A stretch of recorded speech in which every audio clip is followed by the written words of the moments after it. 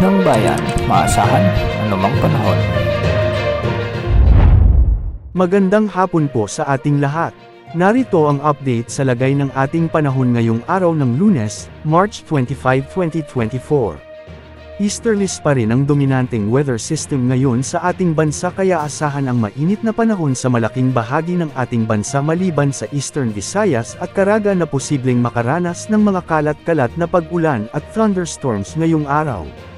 Ang easterlies ay ang mainit na hangin mula sa dagat Pasipiko na umiihip patungo sa ating bansa na siyang magdudulot ng maalinsangan na panahon at minsay may kalat-kalat na pag-ulan.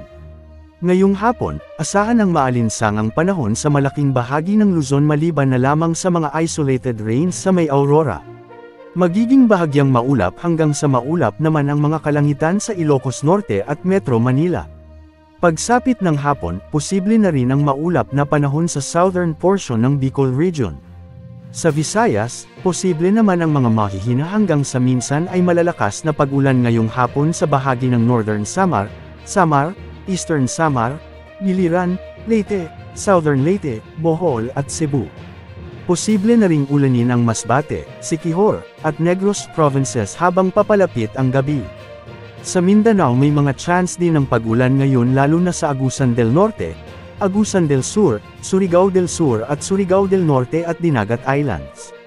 Posible ring makaranas ng pag-ulan ng Bukidnon, Misamis Oriental at magiging bahagyang maulap na may mga kalat-kalat na pag-ulan naman ang mararanasan sa may Sorsogon at Davao Region. Sa Metro Manila ay mababa naman ang chance ng pag-ulan ngayon maliban na lang sa mga isolated rains sa ilang mga syudad sa rehiyon. Samantala, bakit nga ba maulap at maulan sa malaking bahagi ng Visayas at Mindanao ngayon? Ito ay dahil sa isang tropical wave. Ang tropical wave ay isang kumpol ng mga call upon na parang low pressure area ngunit hindi naman lumalakas bilang bagyo. Saan at hanggang kailan pa makakaapekto ito?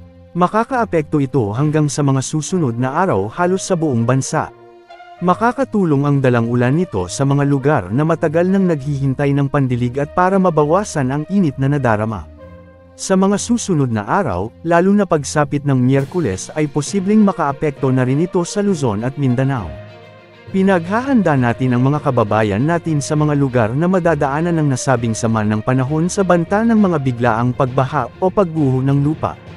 Sa ngayon, wala naman tayong nakikita o namomonitor na anumang sama ng panahon gaya ng LPA o bagyo na posibleng pumasok sa ating Philippine Area of Responsibility sa mga susunod na araw ayon yan sa pinaka-latest wind outlook ng mga ginagamit nating global wind models.